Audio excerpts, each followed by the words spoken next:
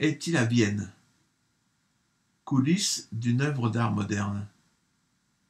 Une analyse sur la base des travaux de Hans Baum. La vision chrétienne du monde est aussi un regard sur l'histoire. La foi chrétienne enseigne aux fidèles de discerner les signes des temps, afin qu'ils sachent reconnaître l'heure qu'il est et ne soient pas surpris par le retour du Christ. D'après l'Évangile selon saint Matthieu 24,15, un des plus importants signes des temps est l'apparition du sacrilège dévastateur. Je cite: « Lorsque vous verrez le sacrilège dévastateur installé dans le lieu saint, comme l'a dit le prophète Daniel, que le lecteur de l'Écriture comprenne, alors ceux qui seront en Judée, qu'ils s'enfuient dans la montagne, celui qui sera sur sa terrasse, qu'il n'en descende pas pour emporter ce qu'il y a dans sa maison, celui qui sera dans son champ, qu'il ne retourne pas en arrière pour emporter son manteau. » Matthieu 24, 15, 18. Il faut en conclure que l'apparition au grand jour du sacrilège dévastateur annonce la survenue imminente de catastrophes de grande envergure, comparables peut-être à la destruction de Sodome et Gomorrhe. Mais concrètement, qu'est-ce que le sacrilège dévastateur? Comment le reconnaître? Dans les années 1970, un professeur du lycée de Nuremberg, Hans Baum, philosophe catholique, affirme avoir découvert le sacrilège dévastateur dans une église paroissiale à Vienne, dans le quartier de Etzendorf. Il le dit dans plusieurs ouvrages, en 1968, 1970, 1972, et surtout dans son opuscule « Les blasphèmes de Vienne-Etzendorf » de 1976. Je cite Hans Baum. « Depuis 1960, 3 peintures décorent l'église du Très Saint-Rosaire du quartier de Etzendorf à Vienne. D'après l'évangile de saint Matthieu, l'imminence des catastrophes eschatologiques serait signalée par l'installation du sacrilège dévastateur dans le lieu saint, qui peut être, par exemple, une représentation blasphématoire de Satan sur un autel, dans une église ou dans un tout autre lieu consacré.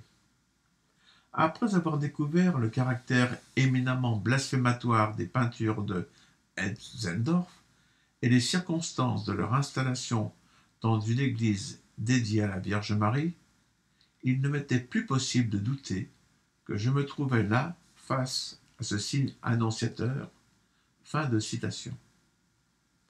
Donc, pour Hans Baum, le sacrilège dévastateur serait une œuvre d'art blasphématoire installée dans une église. Pour être exact, Hans Baum reconnaît plusieurs aspects du sacrilège dévastateur, notamment un aspect militaire et un autre liturgique.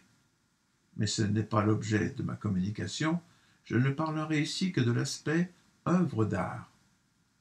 Ma conférence consistera à vous présenter ces 3 peintures et l'analyse iconographique qu'en fait Hans Baum.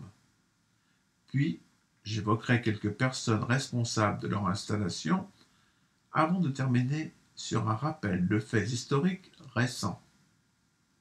Le cadre. L'église du Très Saint-Rosaire de Vienne-Etzendorf. Je commence par dire quelques mots sur l'église de Etzendorf. Elle a été construite en 1909 en style néo-roman et placée sous le vocable de Notre-Dame du Rosaire. Les boiseries, chemins de croix et statuaires sont du sculpteur Franz Zelezny. Le lustre est le plus grand de Vienne. Pendant la Seconde Guerre mondiale, l'église a subi quelques dommages qui cependant n'ont pas affecté sa structure. En mars 1946, arrive un nouveau curé, le père Joseph Ernst Mayer, fervent adepte de la réforme liturgique. Dans les années 1950, il prend en main la rénovation de l'église. jusqu'en août 1958. Là, ils sont terminés. Et voilà ce que découvrent les paroissiens. Tout l'aménagement intérieur a été supprimé. Les boiseries, les statues ont été pour certaines détruites à la hache. Le lustre a été fondu. En 1957, afin de décorer l'église, le père Mayer lance un appel à souscription. Un concours est organisé en partenariat avec diverses institutions culturelles, parmi lesquelles le ministère de l'Enseignement et la galerie d'art moderne Sankt Stefan, dirigée par le prélat catholique Monsignore Otto Mauer.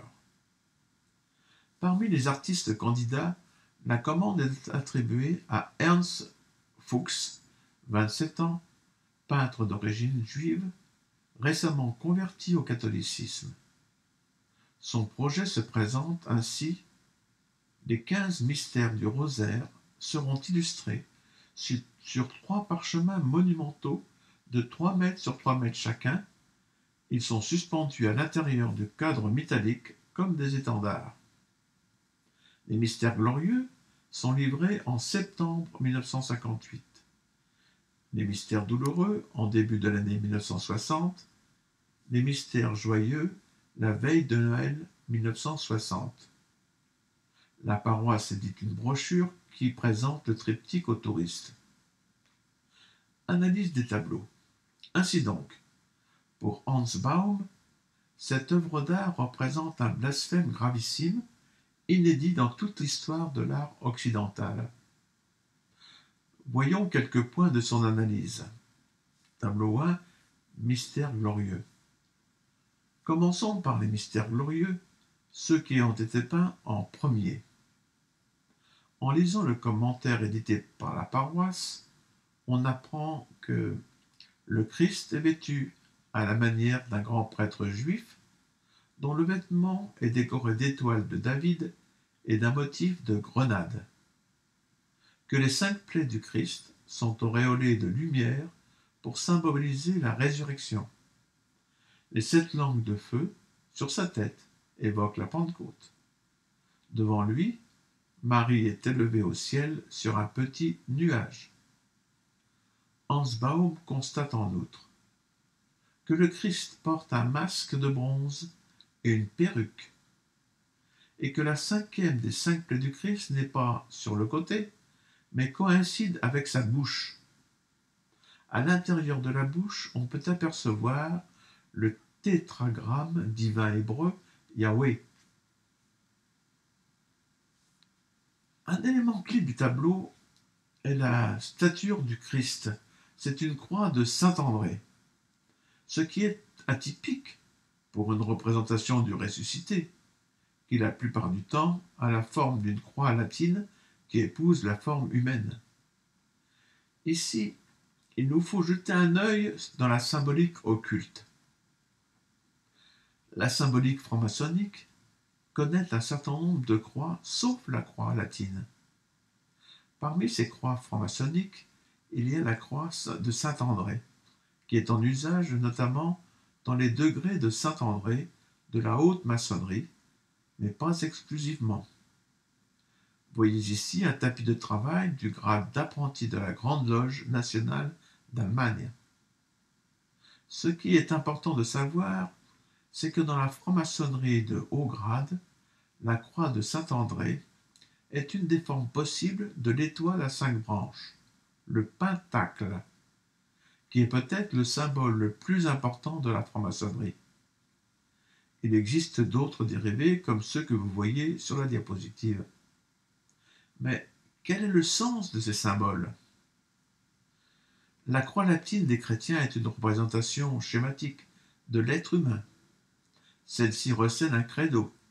Au centre de la croix se trouve le cœur, lieu sacré de l'amour et de la rencontre de l'homme avec Dieu. Dans les milieux occultes, la représentation schématique idéale de l'homme est le pentacle. Son centre est le sexe. C'est là que se joue, pour le sataniste, la rencontre de l'homme avec le divin. Notons aussi la position des jambes. jointe pour le christianisme, écartée pour le satanisme. Revenons au tableau d'Ernst Fuchs. Vous voyez que la plaie de la bouche forme avec les plaies des pieds un triangle équilatéral, la pointe vers le haut, qu'on appelle aussi dans le jargon occulte triangle masculin. De façon analogue, les plaies des mains forment la base d'un triangle pointé vers le bas, appelé triangle féminin. Cette pointe, invisible dans le tableau, se situe au niveau des organes sexuels des deux personnages. Ce symbole des deux triangles qui se chevauchent par la pointe est bien connu des milieux ésotériques. C'est une des représentations possibles de l'acte sexuel et plus particulièrement de l'incube. Qu'est-ce que l'incube? Le petit Robert explique incube, du latin incubus, cauchemar, est le nom d'un démon masculin qui abuse d'une femme pendant son sommeil. Le peintre allemand Paul Klee, qui fréquente les milieux ésotériques, a illustré l'incube dans une aquarelle en 1923. Le tableau Cauchemar du peintre anglo-suisse Johann Heinrich Füssli évoque la même thématique. Comprenons que le tableau 1 représente en réalité un acte sexuel entre un homme masqué et une femme endormie. Autre détail, cette hypothèse est renforcée par d'autres détails comme le motif de la grenade qui traditionnellement symbolise l'explosion du désir érotique. Les étoiles de David, vous l'aurez compris, sont en réalité une variante de l'incube. Remarquez aussi les 7 langues de feu sur la tête du personnage, qui sont en réalité des plumes, et plus particulièrement des plumes de coq. Je pense que vous avez compris l'allusion. Pour terminer, retenez 3 aspects caractéristiques de l'homme masqué. Les allusions animalières, qui font référence à une bête. La blessure de la bouche, avec à l'intérieur le tétragramme divin, qui identifie l'homme comme un menteur, autrement dit, un faux prophète. Dans le second visage, couvert de plumes, qui apparaît derrière l'homme masqué, Hans Baum reconnaît un être chimérique, issu de la doctrine Rose-Croix, qui s'appelle Ange de Yahweh. Pour Hans Baum, il s'agit d'une représentation blasphématoire du Saint-Esprit. Donc, conclusion. L'homme masqué n'est autre que Satan, sous sa forme pseudo-trinitaire, bête, faux prophète et dragon, qui à l'aide de son masque cherche à se faire passer pour la Sainte Trinité, Père, Fils et Saint-Esprit. Je résume notre interprétation. Satan, déguisé en la Sainte Trinité, a réussi à tromper Marie et conçoit un enfant avec elle. Rappelez-vous que d'une manière générale, Marie peut être un symbole pour l'Église catholique. Passons au tableau suivant, les mystères douloureux. Suivant, les mystères douloureux. Vous remarquerez que la Vierge Marie a le ventre rebondi. Elle est enceinte. Elle détourne son visage du Christ, comme pour le cacher dans son épaule. Elle a honte. Regardez le Christ. Ses bras sont fléchis à angle droit au niveau des coudes. Ses pieds sont joints au talon pour former un angle droit. C'est l'un des signes de reconnaissance entre francs-maçons et, si je ne me trompe pas, il s'agit du signe de détresse. Donc, le Christ, franc-maçon, dit « à l'aide, au secours ». Franc-maçon. Donc, ce qui signifie que le Christ est devenu franc-maçon. Il est fixé par un sortilège à un arbre de vie kabbalistique que vous reconnaissez aux 10 dorures. Je ne peux pas rentrer dans le détail, mais en fait, c'est la croix du Christ ici est une représentation de l'arbre de vie qui s'appelle aussi Adam Kadmon dans les milieux occultes. Donc, le corps du Christ est maintenu par des clous en forme de phallus. Satan À droite dans l'image, n'est vêtu que d'un voile transparent. Il est installé confortablement sur sa perruque. Son masque réapparaît sous la forme d'un crâne qui lui sert d'accoudoir. Il bat des pieds comme sous l'effet d'une joie incontrôlable. Je résume, Satan, violeur sur le tableau 1, a ôté son masque et se dévoile, littéralement. Il donne libre cours à sa joie d'avoir réussi son coup. Il a engrossé la Vierge Marie et le Christ, fixé par un envoûtement sexuel, est devenu un adepte de la synagogue de Satan. Troisième tableau, les mystères joyeux. Pour les mystères joyeux, je vais vous citer quelques extraits de la brochure de la paroisse. Ça vaut le coup. Sur le côté gauche se tient l'ange de l'Annonciation. Marie, le fruit béni en son sein, parcourt le croissant de lune, peint ici à l'envers, qui est en même temps un symbole pour les collines qu'elle franchit pour rendre visite à sa cousine Élisabeth. Ses mains offrent l'enfant au Seigneur comme dans le temple. L'enfant divin et sa mère sont unis par une même auréole, ils ont le soleil pour manteau. Parmi les 5 mystères joyeux, seul le recouvrement au temple n'est pas représenté. À la place, l'artiste a inséré la vision d'Apocalypse 12, le dragon infernal se dresse contre la femme et l'enfant. Mais l'ange le maîtrise en lui enfonçant une colonne d'améthyste dans les vertèbres. L'améthyste est un vieux remède contre l'ivresse, ici l'ivresse orgueilleuse de Satan. Donc fin de citation, c'est pas la peine de continuer. Regardons le tableau plus attentivement. Au centre, le nouveau-né dégage une grande lumière. En revanche, le manteau de soleil de sa mère se rétrécit comme peau de chagrin.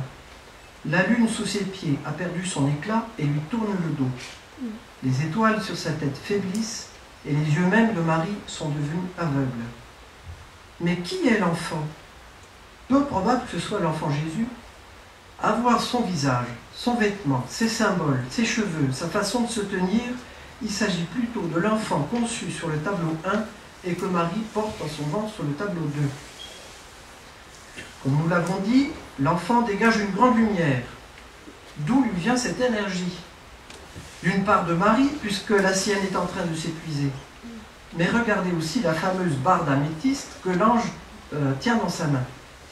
En plus d'être un remède contre l'ivresse, comme dit la paroisse, l'améthyste rentre dans la composition d'objets rituels de cérémonie d'initiation où il sert à transmettre un pouvoir magique entre le maître et le néophyte.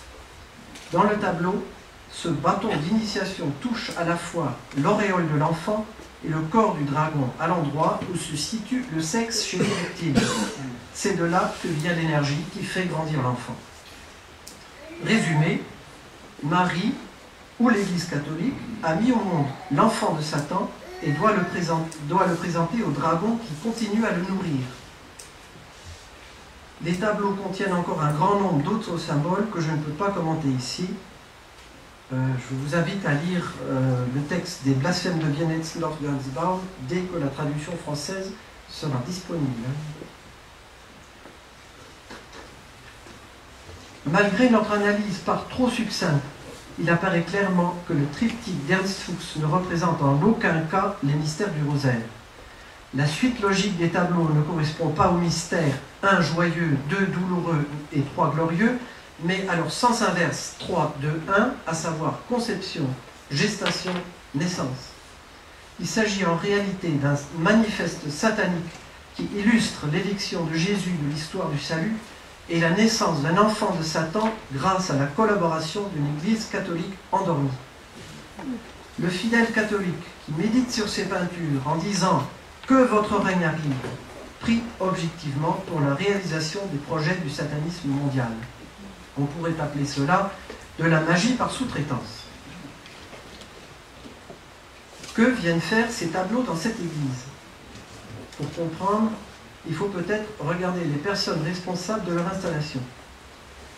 Pour ne pas être trop long, j'ai dû faire un choix de 3 personnes. Premièrement, le peintre. Deuxièmement, l'expert artistique du diocèse de Vienne. Troisièmement, l'archevêque de Vienne de cette époque. Première personne, le peintre. Ernst Fuchs. est né le 13 février 1930 dans une famille juive orthodoxe. Cependant, son père est agnostique, sa mère catholique, si bien que Ernst Fuchs n'est pas circoncis. Très tôt, l'enfant manifeste des dons exceptionnels, artistiques d'une part, paranaturels d'autre part. Pendant la guerre, quand Ernst Fuchs a 12 ans, sa mère le fait baptiser, elle-même obtient le divorce, ce qui leur permet d'échapper aux rafles. La guerre terminée, Ernst Fuchs entre à 15 ans à l'Académie des Beaux-Arts dans la classe du surréaliste Albrecht Paris Gütersloh, où se développe une nouvelle école stylistique qui s'appelle le réalisme fantastique, dont Ernst Fuchs deviendra un des chefs de file. Et donc, à l'Académie des Beaux-Arts, Ernst Fuchs découvre la peinture automatique. Dans une interview, il dit « Ma découverte en 1946 des méthodes et des écrits des surréalistes m'a beaucoup conforté dans la pratique de l'automatisme médial. Le surréalisme programmatique m'a beaucoup conforté dans cette méthode de l'hallucination. » Dans une autobiographie, on peut lire « En hiver 1945-46, je m'aperçus pour la première fois qu'une obsession médiale et compulsive me poussait à créer. Ma main, guidée comme en transe, se mettait à produire des choses de façon inexplicable. » À un autre endroit, il dit « Pendant ma peinture, je tombe souvent en transe. Ma conscience disparaît au profit d'un état second où je me sens pris en main et poussé à faire de choses dont j'ignore quasiment tout. » Donc, avant d'être peintre, Ernst Fuchs est médium. Ce qu'il peint ne vient pas de lui. Il travaille sous inspiration, au sens plein du terme. Je vous propose de regarder ce dessin, une crucifixion qui date de 1949. Ernst Fuchs a 19 ans. Normalement, une œuvre d'art est signée, pas celle-ci. Mais en bas à droite, vous apercevez une petite bête curieuse. Un porc avec des oreilles et une queue de renard qui s'accroche à la queue d'un scorpion avec une tête de mort. Pour vous permettre de comprendre, je vous donne des clés. Renard en allemand se dit Fuchs. Le porc est un animal considéré impur chez les juifs. Et ce porc-renard s'accroche à un scorpion, symbole de la mort. Il s'agit vraisemblablement d'une signature automatique exécutée en transe. Et on peut dire par la même occasion que l'instance intelligente se moque de la main de l'exécutant. À partir de 1948, Ernst Fuchs oscille entre Vienne, Paris, l'Espagne et les USA. Sa vie est instable. À 27 ans, il est déjà marié et divorcé 2 fois, a 4 enfants de 3 femmes. En été 1955, il est à Beverly Hills avec un groupe de hippies. Alors qu'il est en train d'essayer une nouvelle drogue, il a subitement une apparition du Christ. Et tout aussi subitement, il se convertit au catholicisme. L'année suivante, il reçoit la confirmation. En 1957, Ernst Fuchs passe 6 mois au monastère de la Dormition à Jérusalem pour prier et méditer. De retour à Vienne, il participe au concours pour l'église de Hetzendorf et décroche la commande. C'est le début d'une carrière internationale fulgurante. Il n'a plus de problème d'argent, il peint des tableaux, réalise des décors d'opéra, construit des fontaines et des hôtels, il écrit des poèmes, compose et chante. Réputé pour être un peintre d'art sacré, on lui confie la conception et la décoration d'églises. Ernst Fuchs meurt le 9 novembre 2015. Le requiem est célébré à la cathédrale de Vienne en présence de nombreux représentants de la vie artistique, politique et ecclésiale. Il laisse son héritage à ses 16 enfants qu'il a de 7 femmes. Deuxième personnage, l'expert artistique de Vienne. Donc, Monsignore Otomauer est l'ecclésiastique parmi les organisateurs du concours de Hetzendorf. Prêtre du diocèse de Vienne, il est aussi spécialiste des questions d'art. Il fréquente le Art Club, fondé en 1947, dont font également partie Ernst Fuchs et son professeur Gütersloh, qui en est le président. En 1954, Ernst Fuchs ouvre sa propre galerie artistique qui sera un des hauts lieux de l'avant-garde autrichienne des années 50 et 60. Quelques mots sur le parcours d'Otto Mauer. Donc Otto Mauer et le père Mayer, curé de Hetzendorf, sont amis depuis leurs études communes au Grand Séminaire de Vienne. Pendant la guerre, Otto Mauer dirige le centre diocésain de formation pour adultes. Le théologien Karl Rahner travaille sous ses ordres. Après la guerre, Otto Mauer est chargé de reconstruire l'action catholique en Autriche. Il en conçoit l'organigramme, dirige plusieurs départements et positionne ses amis à la tête des autres. Donc en 1954, Otto Mauer fonde la galerie d'art Saint-Stéphane, Saint-Étienne, qui sert de tremplin à la jeune génération. Otto Mauer officie comme aumônier des artistes de Vienne et aussi comme exorciste. C'est-à-dire qu'il prie l'exorcisme sur les peintres dont il pense qu'ils sont attaqués par le démon. Il sera plus particulièrement le directeur spirituel d'Ernst Fuchs après sa conversion. Il sait parfaitement que Fuchs souffre d'oppression démoniaque, puisque ces derniers fait appel à lui dans ses tourments. D'après des témoignages, Otto Mauer est persuadé que Fuchs a vendu son âme au diable et qu'il est possédé. Pourtant, Otto Mauer ne cesse de l'encourager à continuer dans sa voie spirituelle et artistique. Au fil de mes recherches, Otto Mauer s'est révélé être un point névralgique dans un domaine où s'entrecroisent art contemporain, blasphème organisé, clergé apostat, franc-maçonnerie et service secret américain. En 1973, l'année de sa mort, Otto Mauer reçoit du gouvernement autrichien la Croix du Mérite de première classe pour les sciences et les arts. Aujourd'hui, une rue à Vienne porte son nom. Le centre culturel catholique de Vienne s'appelle Otto Mauer Zentrum. Il y a la collection d'art Otto Mauer, 2000 œuvres d'art modernes léguées au musée de la cathédrale de Vienne. Il y a le fonds d'investissement Otto Mauer Fonds, créé par le cardinal Franz Koenig en 1980. Ce fonds sert à financer le prix Otto Mauer, qui est un des plus importants prix d'art contemporain en Autriche. Peut-être même le plus important prix d'art contemporain en Autriche. Il est décerné tous les ans au nom de l'archevêque de Vienne. Avant de passer au troisième personnage, permettez-moi de faire une parenthèse.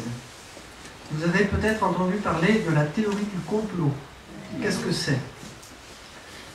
En gros, la théorie du complot prétend qu'un petit groupe hermétique de personnes très riches cherche à prendre le pouvoir sur toutes les institutions du monde.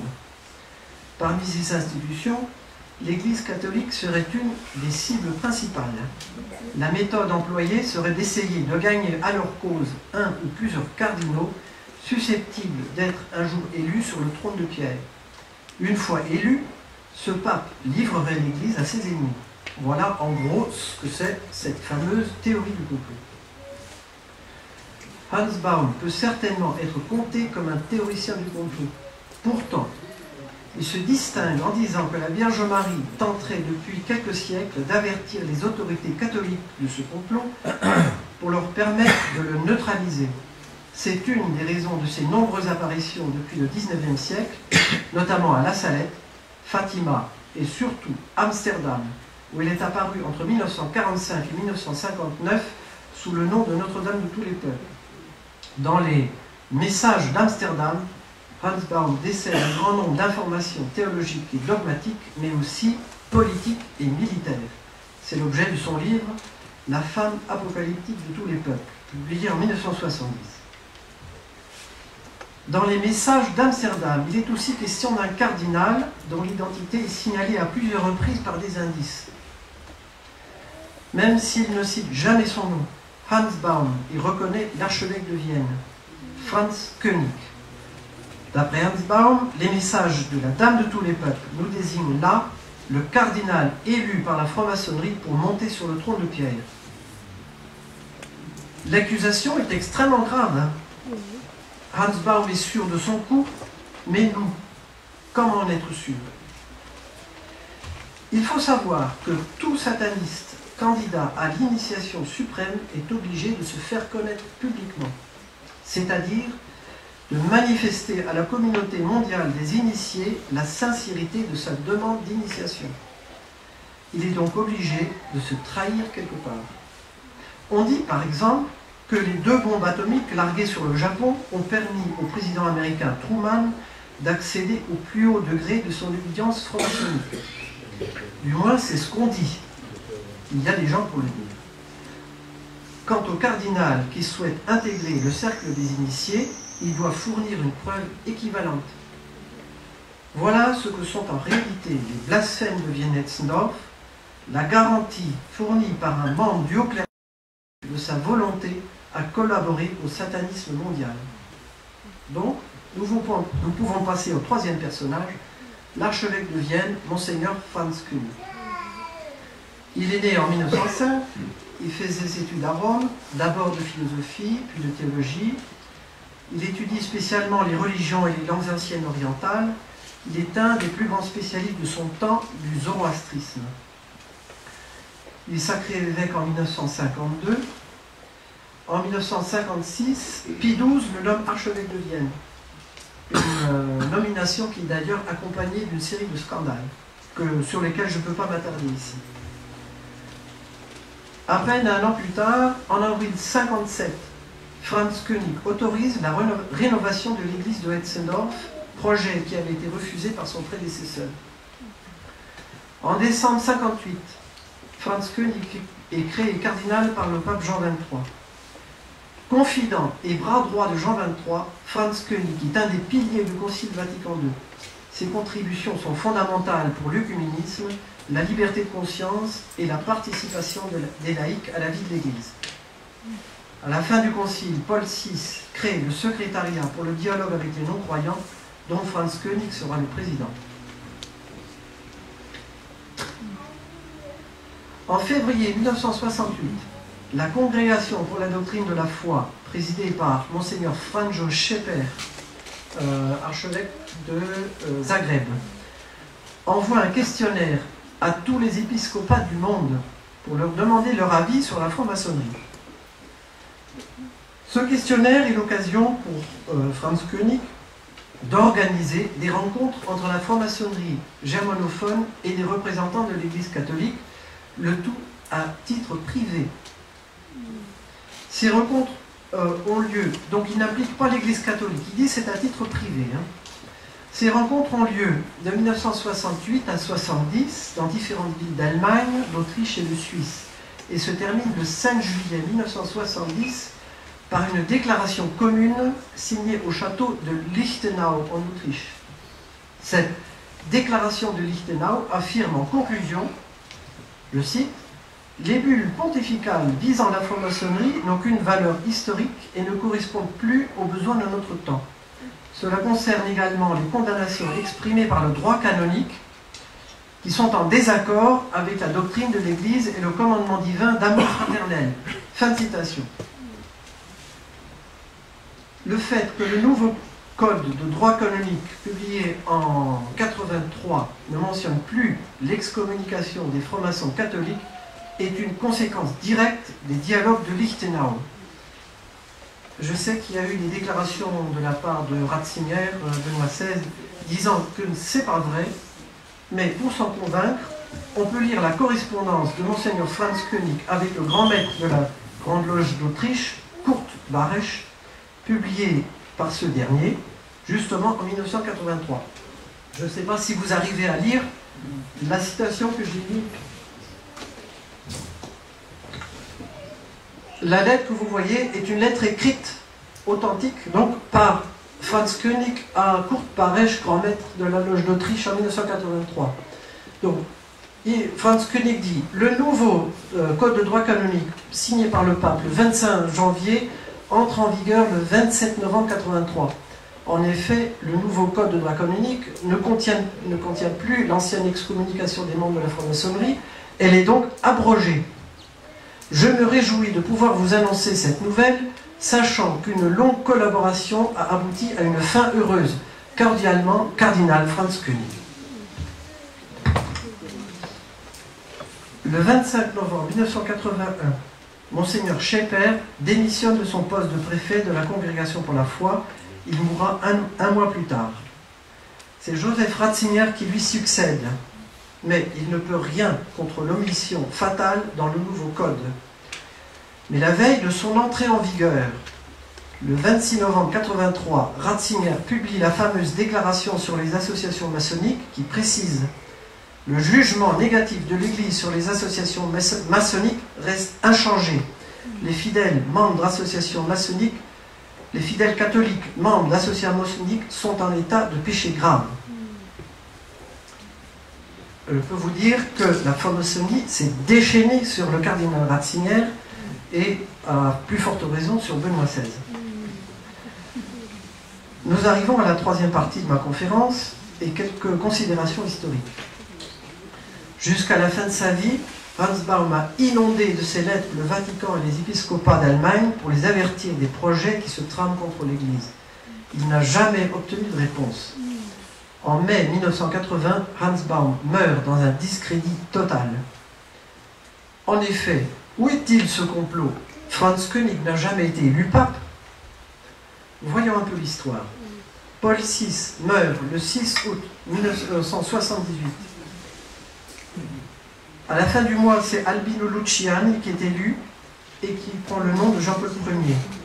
Quelque temps après son intronisation, le nouveau pape s'adresse à Monseigneur Koenig en lui disant, citation, « Normalement, c'est vous qui deviez être dans ma position. » L'endroit où j'ai trouvé la citation est assez curieuse. Je ne peux pas en parler là parce que ça me mènerait trop loin. Albino Luciani connaissait-il les avertissements de Hans Baum? Je n'en sais rien. Toujours est-il que Jean-Paul Ier meurt au bout de 33 jours de règne dans des circonstances mystérieuses.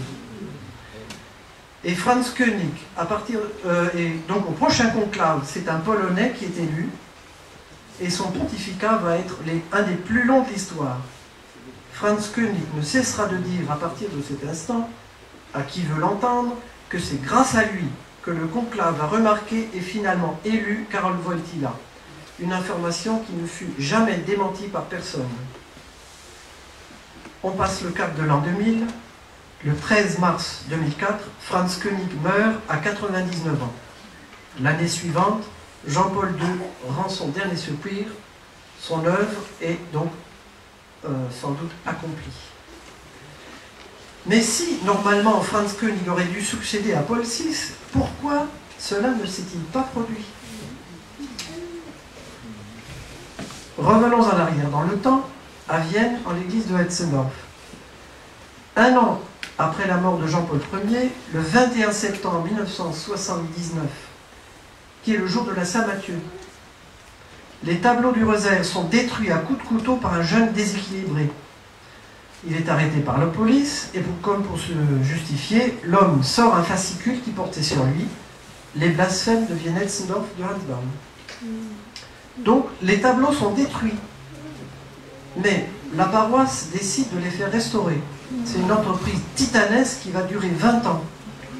Le 17 avril 1999, la paroisse fête en grande pompe le retour des 3 tableaux. On édite une brochure pour laquelle l'ancien archevêque de Vienne, Monseigneur Franz Koenig, écrit la préface. En 2009, 20 ans après la restauration, la Poste autrichienne édite un bloc de timbres commémoratifs.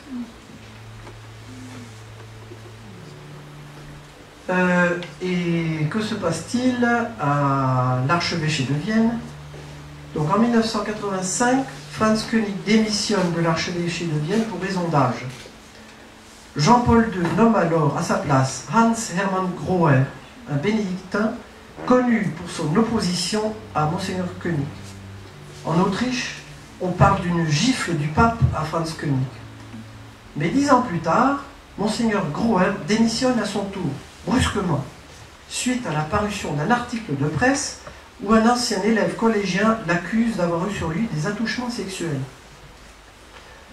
En peine de successeur, Jean-Paul II fait appel à l'évêque auxiliaire de Vienne, Monseigneur Christoph Schönborn. Qui est Monseigneur Schönborn?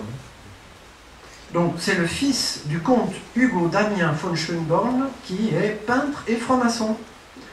Ce n'est absolument pas un secret, du moins en Autriche. D'ailleurs, la franc-maçonnerie a publié un livre officiellement, donc édité par la franc-maçonnerie, où l'appartenance à la franc-maçonnerie du père de l'archevêque de Vienne est écrit noir sur blanc, donc c'est même dit officiellement, c'est pas un secret. Donc quand le père Schönborn meurt en 1979, la franc-maçonnerie célèbre un enterrement franc-maçonnique au cours duquel le jeune abbé Christoph Schönborn prononce le mot d'adieu. Voilà donc Christoph Schönborn devenu archevêque de Vienne. C'est un intellectuel et un grand connaisseur d'art. Beaucoup d'expositions à Vienne se font sous sa responsabilité. Je cite 4 exemples. Le 12 septembre 2001 s'ouvre au musée de la cathédrale de Vienne, une exposition de dessins d'Alfred Kubin issue de la collection Otto Mauer, avec le titre Alfred Kubin, maître des démons. Dans la préface du catalogue d'exposition, Monseigneur Schönborn explique que Kubin souffrait d'oppression démoniaque et qu'il bénéficiait de l'aide de Monsignore Otto Mauer. Autre exposition, en mars 2008, Alfred Hrdlička, Religion, chair, pouvoir. Hrdlička, sculpteur et dessinateur, se réclame du stalinisme. Son œuvre allie fréquemment sujets religieux et scènes de sexe explicites. À la dite exposition, une gravure intitulée Santa Maria delle Grazie, la dernière scène de Léonard de Vinci restaurée par Pasolini, montre une orgie d'homosexuels au pied d'un crucifié. L'exposition provoque un scandale international. L'archevêque de Vienne est obligé de s'excuser. En avril, mai, juin 2014, une exposition collective à l'église votive de Vienne, Corporalité et sexualité, prétend s'inspirer de la théologie du corps de Jean-Paul II. Parmi une foule d'objets scabreux tournant autour du sexe, un torse d'enfant où sont imprimées des traces de mains suggère des attouchements sexuels. C'est d'ailleurs une référence, une allusion assumée par les organisateurs. L'exposition est sous la présidence d'honneur de Monseigneur Schönborn. Donc vous pouvez Maxime, tu peux changer la diapositive là. Je vous montre quelques images de l'exposition. Qu'est-ce que signifie cette exposition?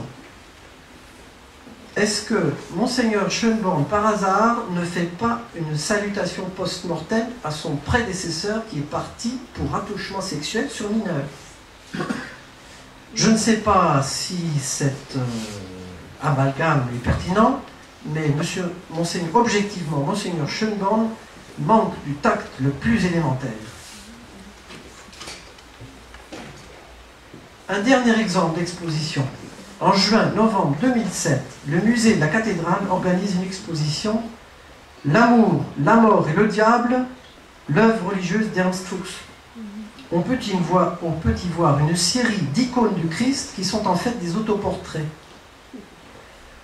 Au vernissage qui a lieu dans la salle d'apparat du palais épiscopal, les organisateurs évoquent la vie de l'artiste, ses débuts, les tableaux pour l'église de Hetzendorf et le scandale qu'ils avaient provoqué parmi les fidèles catholiques. Au moment de la mort d'Ernst Fuchs, en novembre 2015, Monseigneur Schönborn est interrogé sur son blog sur ses souvenirs avec Ernst Fuchs. Voilà ce qu'il répond. Ernst Fuchs est sans doute la figure la plus connue de la scène artistique autrichienne. Mon père, qui était peintre aussi, connaissait Ernst Fuchs depuis son séjour à Paris dans les années 50. À cette époque, Fuchs n'était pas encore célèbre et manquait d'argent. Ce devait être en 1957. À cette époque, le jeune Ernst Fuchs habitait chez nous pendant quelques semaines. Il a travaillé dans l'atelier de mon père et dormait sur le canapé du salon. Ernst Fuchs avait une foi profonde. Dieu lui pardonnera ses faiblesses. Son œuvre reste un témoignage fort pour sa foi qui fut le soutien de sa vie. Fin de citation. En guise de conclusion, je vous fais un petit pronostic. Au lendemain de la démission de Benoît XVI, le prochain conclave anime toutes les spéculations Quel que soit le journal, quels que soient les journalistes, Schönborn est cité parmi les candidats favoris. Le 13 mars 2013, c'est pourtant l'Argentin Monseigneur Bergoglio qui est élu et qui devient le pape François. Vous connaissez tous les animosités qu'il suscite chez les catholiques traditionnalistes qui voient dans ces démarches l'anéantissement de tous les efforts faits par Benoît XVI pour l'ancienne liturgie. Depuis son élection, le pape François a déclaré par 2 fois qu'il avait le pressentiment que son pontificat sera court. Admettons que Bergoglio meure à très court terme. Christoph Schönborn a toutes les chances d'être élu. Il est jeune, il est cultivé et il a la réputation d'être un ami de Benoît XVI. Un ami? Vraiment? Merci de votre attention.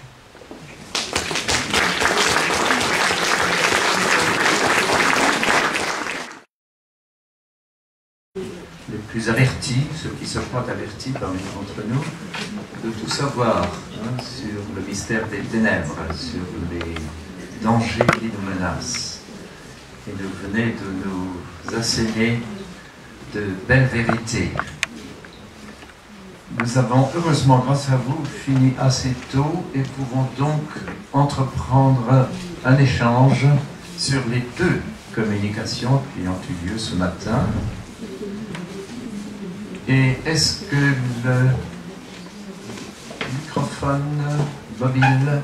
Comment se fait-il que les paroissiens qui sont quand même, qui connaissent tout ça n'ont pas encore mis feu à ces horreurs? Les paroissiens des jeunes de Vienne, comment se fait-il qu'ils ne réagissent pas d'une façon violente? La fraternité Saint-Pédis est très présente en Autriche.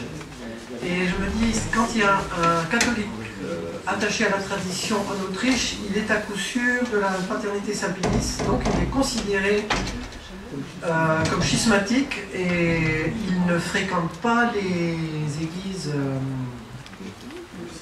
Voilà, exactement.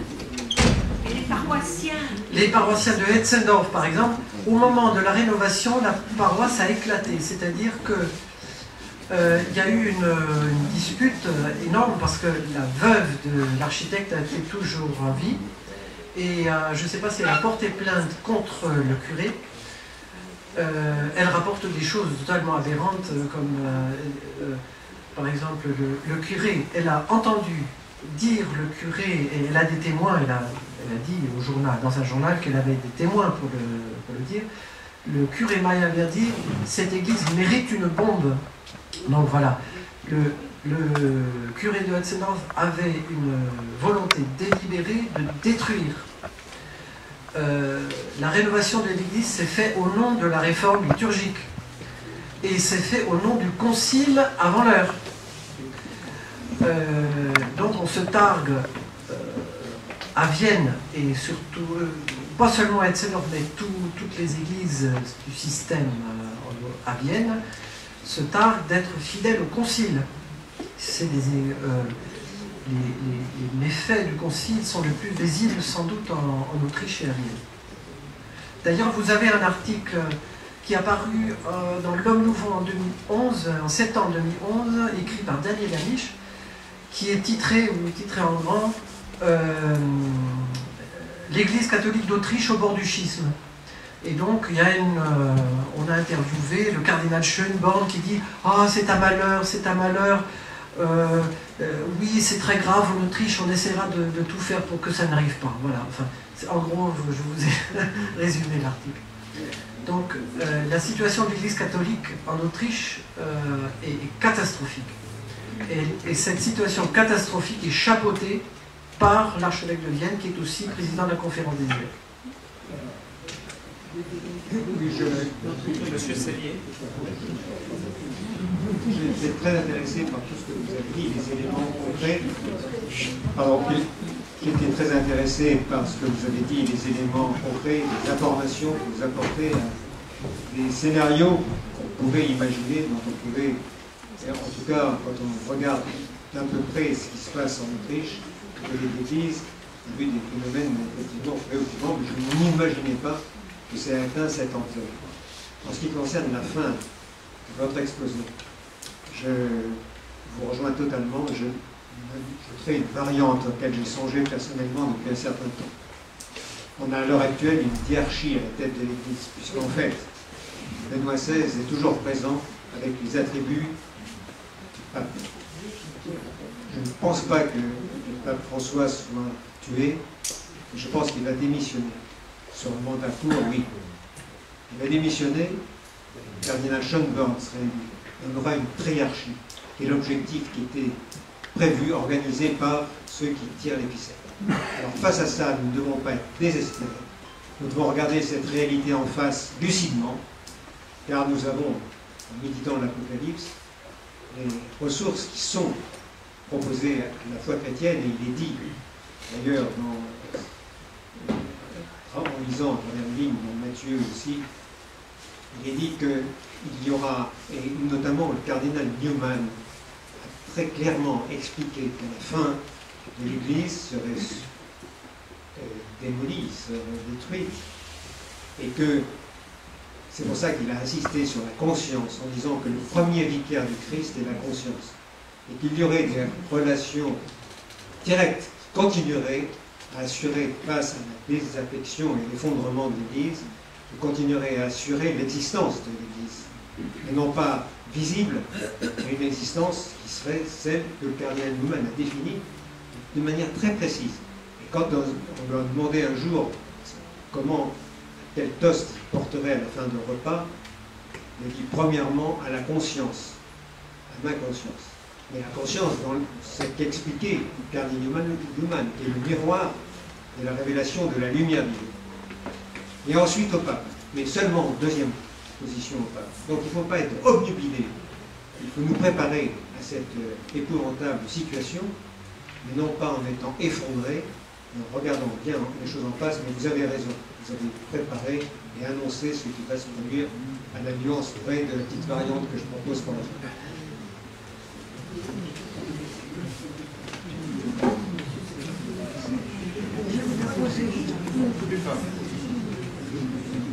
Je voudrais poser juste une question à laquelle jusqu'à maintenant personne n'a voulu répondre.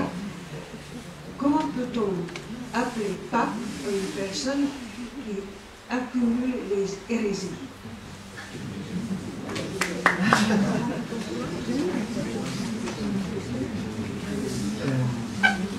Il y a donc évidemment il y a la personne, il y a l'office et il y a le nom. Et les trois ne sont pas obligatoirement, ne correspondent pas obligatoirement. Il se peut qu'il y ait un mauvais esprit qui mette un illogisme dedans, ce qui n'enlève pas la présence des trois entités. Évidemment, dès qu'il y a trois entités, on peut les dissoudre. Voilà. C'est pour répondre à vos questions. Par contre, la chose qui me vient à l'esprit, c'est au moment du procès de Jeanne d'Arc, où on a les juges, les magistrats ont demandé à Jeanne d'Arc qui est le vrai pape. Et Jeanne d'Arc répondait au tac au tac, ah bon, il y en a plusieurs.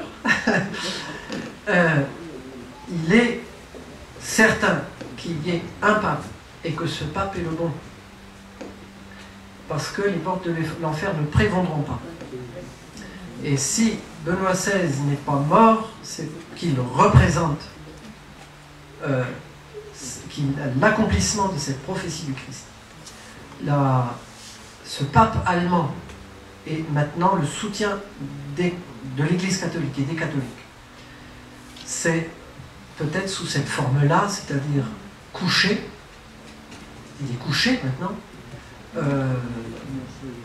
qu'il va régner, on va dire, veiller sur l'Église.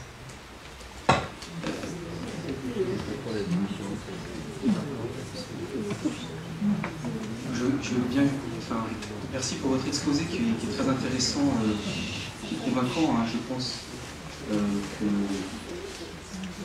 c'est très pertinent. Je disais que je trouve l'exposé très pertinent, je connais pas le Très documenté, fondé sur... Voilà. Donc, Vous regardez sur Internet, vous avez tout. Alors après moi, juste, ce qui me dérange un petit peu, c'est enfin, je peux comprendre aussi la difficulté pour le cardinal Schönborn d'avoir un regard sur cet homme qui a un lien avec sa famille, donc je peux comprendre que ça a été difficile pour lui. Je vais simplement juste dire, en tout cas moi du côté appartenant à l'Église catholique, connaissant un petit peu aussi quelques noms d'évêques, juste pour soutenir comme cette figure du cardinal Schönborn au cœur de l'Église catholique, qui s'est battu aussi beaucoup pour notamment faire la première partie du catéchisme de l'Église catholique, défendant justement les valeurs très fondées sur l'acte de création. On peut lui reprocher des choses. Mais je vais vous citer la Manif pour tous. À la Manif pour tous, pendant un temps, vous avez une certaine dame blonde, j'ose pas dire son nom, qui est en fait une taupe. C'est une homosexuelle qui a réussi à pénétrer cette organisation jusqu'à la pointe, jusqu'à la diriger. C'est pour montrer à quel point il est possible pour un malfaiteur de traverser toute une hiérarchie, d'être porté par cette hiérarchie jusqu'à se dévoiler comme l'ennemi de cette hiérarchie. Je sais pas, je peux pas. Simplement pour dire que je trouve cette figure du cardinal Schönborn, au cœur de l'Église catholique, elle défend vraiment, alors que c'est pas évident au cœur au niveau de la communion de foi, elle défend pour moi un catholicisme assez traditionnel. Notamment, je pense aussi son lien, je pense, même s'il s'est peut-être trompé, il a peut-être fait des grosses erreurs avec un dessous, je sais pas. Mais voilà, juste on peut dire ça. Notamment son lien avec une communauté que je connais bien, puisqu'il participe, il fait souvent des colloques, donc nous on le voit, il est venu aussi au séminaire de Toulon, à côté qui s'appelle Notre-Dame de Vie, il est très proche du Père Marie-Eugène, sa pensée, et en tout cas au cœur de la communion catholique. Alors qu'est-ce qui se passe à Vienne, parce que je sais un petit peu l'affaire de ce qui se passe à Vienne. Effectivement, il y a un clergé qui revendique, une partie de son clergé qui revendique un clergé homosexuel. Et ce mouvement schismatique qui s'appelle... Et lui, il se bat beaucoup contre ça, hein, vraiment. Il est un peu désheureux, il y a 15% de son clergé qui l'attaque énormément. Je connais cette organisation dont lui se bat le bureau dont le curé de Hetzendorf, pas l'actuel, mais celui qui vient tout juste de démissionner, c'est-à-dire le successeur du père Mayer, est maintenant dans le bureau directeur de cette organisation schismatique.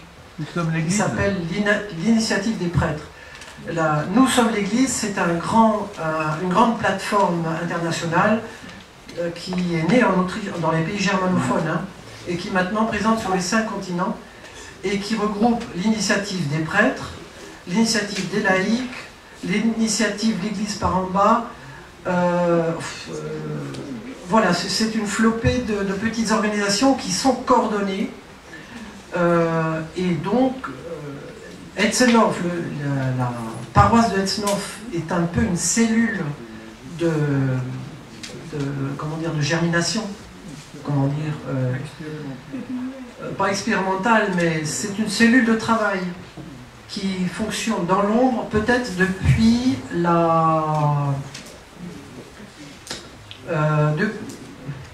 qui travaille activement depuis la nomination de Monseigneur Franz Koenig à l'archevêque de Vienne, mais dont les membres travaillaient déjà avant. Donc vous avez le père Mayer, qui est sans doute kabbaliste et sataniste.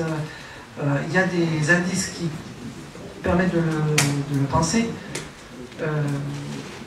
Donc il a été nommé en 1946, mais en fait c'est un travail qui a commencé dans l'entre-deux-guerres. En 1918, c'est la montée au pouvoir des socialistes, l'abdication de l'empereur, et c'est là que ça a commencé en fait. À ce moment-là, en 1918, la franc-maçonnerie et tous les groupuscules, c'est pas forcément la franc-maçonnerie qui est peut-être l'organisation la plus emblématique et la plus visible, parce que les autres, la franc-maçonnerie est publique, tout le monde connaît la franc-maçonnerie, elle est donc publique, mais il y a beaucoup d'autres organisations qui travaillent réellement dans l'ombre. et qui ont pu s'implanter, curieusement, à Vienne, en 1918. Si vous permettez, excusez-moi de reprendre la parole, mais ces affaires sont trop graves. Je connais personnellement le cardinal Schönborn. Je l'ai fréquenté assez régulièrement, bien longtemps, avec le père Marie-Dominique Philippe, que j'avais pris comme directeur spirituel, dont il était un ami. Je trouvais à cette époque-là, donc, la date en tête, mais c'est 1980, dans ces années-là, donc il y a à peu près 30 ans. J'avais beaucoup de sympathie pour lui, j'étais admiratif de son intelligence et ses sermons, de ce qu'il révélait sur la connaissance théologique qu'il pouvait nous livrer. J'ai été surpris par la suite, tout d'un coup, je ne peux pas citer la date, un retournement que j'ai constaté par, je cite très simplement un fait qui s'est produit il y a peu d'années, quand il y a eu dans une église de Vienne, dans un conseil paroissial, nommé à la tête d'un conseil paroissial, un homosexuel. Non, mais le curé pensait, en tout cas oui, il l'acceptait. Non, il a réagi. Le curé de cette paroisse a réagi en refusant, ma femme me dit que ce n'était pas la tête, mais c'était un membre. Le curé de cette paroisse a réagi en refusant cette inscription au conseil paroissial. Il s'est plaint auprès de l'archevêque. Le curé de cette église a demandé un rendez-vous à l'archevêque. Il ne lui a pas été accordé. Mais l'archevêque, le cardinal Schönborn, a invité à sa table l'homosexuel en question, pour discuter avec lui. J'ai vu donc un basculement, et vous avez pu voir sur Internet aussi, des cérémonies dans la cathédrale de Vienne, et des ballons, une fête qui ressemble plus à une fête foraine, à l'occasion d'une messe. Donc là, vraiment, je commençais à m'interroger, et depuis peu, vous pouvez, en regardant ce qui se passe à Vienne, voir le cardinal Schönborn reprendre en ce moment une attitude très présentable. Il fait attention à ce qu'il dit. Vous pouvez faire surveiller. Il est en train de se mettre en position d'être accepté et de ne pas être objet de scandale.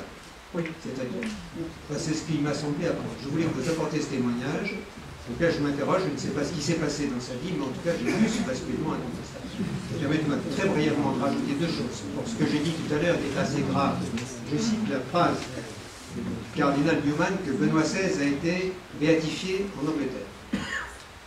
Si le sacerdoce éternel de l'Église venait à disparaître, le principe sacerdotal survivrait à cette ruine et se poursuivrait incarné dans la conscience. Et la phrase du Christ, quand un moment après sa résurrection, quand il va quitter, il dit à Saint-Pierre de le suivre. Au moment où il lui a demandé s'il l'aimait, qu'il soit le pasteur des mêmes brebis. Saint-Pierre se retourne et voit Jean, qui suit derrière. Il dit au Christ, vous trouvez ça dans l'évangile ici, et lui, qu'en est-il? Le Christ répond à Pierre, que t'importe si je souhaite qu'il reste jusqu'à ce que je revienne. C'était l'intuition qui avait motivé d'ailleurs la création du frère de Saint-Jean, qui a eu d'autres difficultés, avec le père Marie-Dominique. Voilà ce que je voulais ajouter comme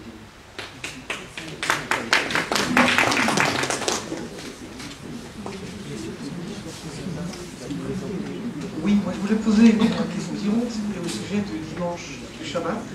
Est-ce que le fait de dire la messe du samedi soir comme valable pour la messe du dimanche est une violation du septième jour?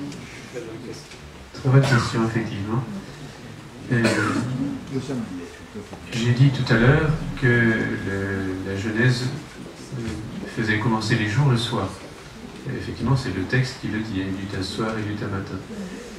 Ce qui a été conservé dans la liturgie chrétienne, puisque nous célébrons Noël le 24 au soir, nous célébrons la veillée, la résurrection du Christ au cours de la veillée du samedi soir. Donc le soir est vraiment le début de la journée. Les offices, on connaît bien les premières vêpres du dimanche et les deuxièmes vêpres. Les premières vêpres sont le samedi soir, les deuxièmes vêpres le dimanche soir. Donc on va bien, pour une solennité, on part de la veille au soir jusqu'au soir. Donc, moi, quand je lis messe anticipée du dimanche, je dis, ça n'a pas de sens. C'est la messe du dimanche. Alors, ça pose aussi une difficulté parce que, malheureusement, beaucoup de personnes qui participent à cette messe, il y a un vide après le dimanche, dans la journée du dimanche. Donc, en disant ça, je ne canonise pas le fait d'avoir systématisé la messe du samedi soir. Enfin, mais, liturgiquement parlant, la messe après les vêpres, après donc, du samedi soir, c'est déjà le dimanche qui commence.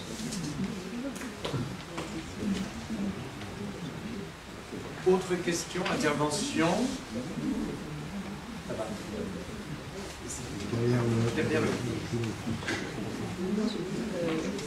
Une petite suggestion, je me suis cassé la tête pour les noms d'ordre et l'ordre. Alors, on remarque d'abord le mot ordre signifie non seulement organisation, mais commandement. Alors, ordre, c'est je veux. Alors pourquoi y a-t-il non-ordre et non-ordre, ordre et non-ordre? Je dis à partir du je veux de Dieu, la liberté de l'homme prend la forme je ne veux pas, je ne veux pas ne pas, je veux ne pas. Ça fait les quatre.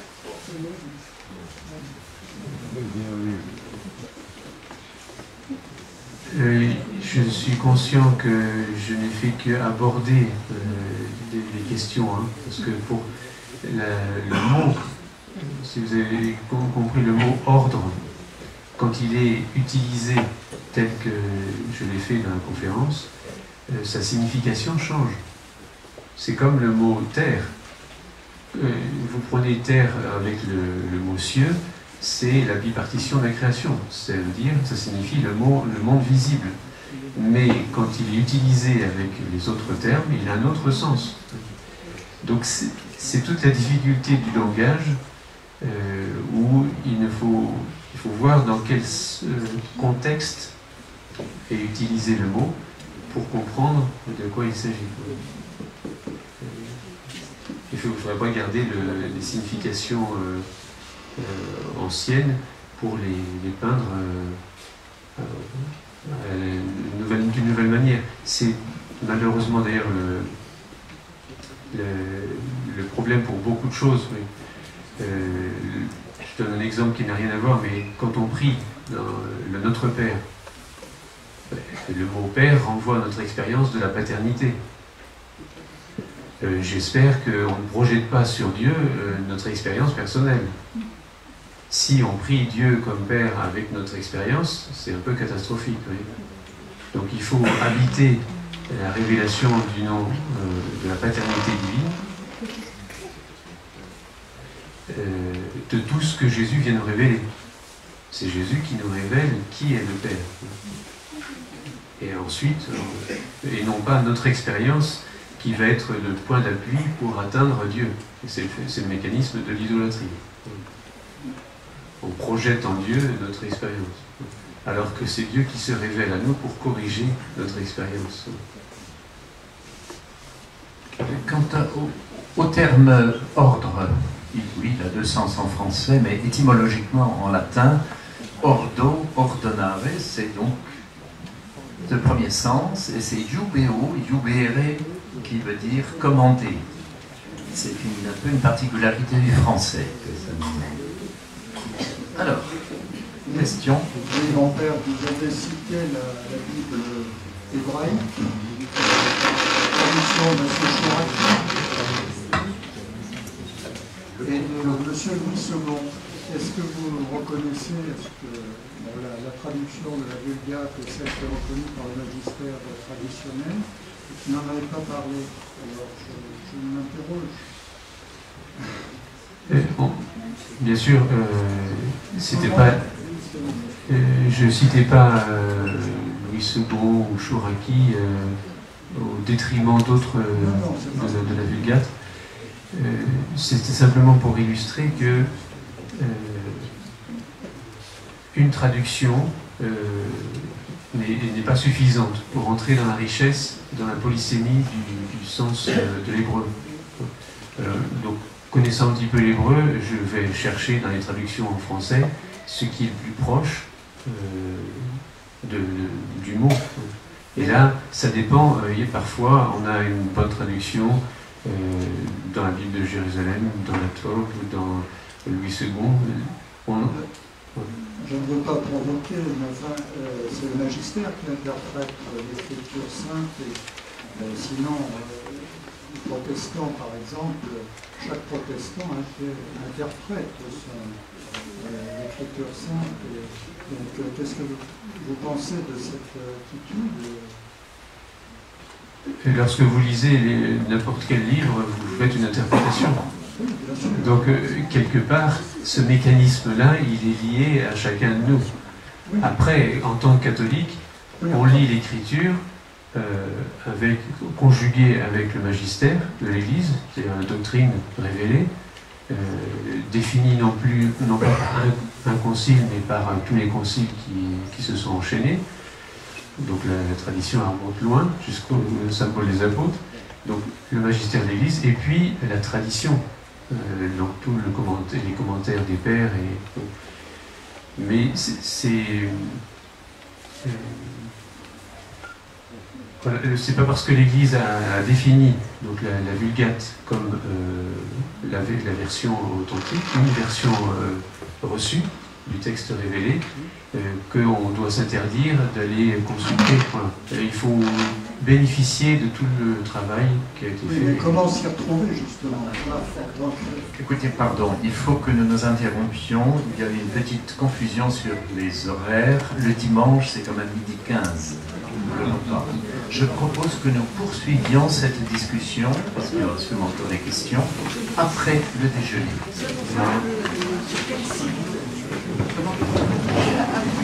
Sur un site, vous pouvez avoir, Internet, on pouvait avoir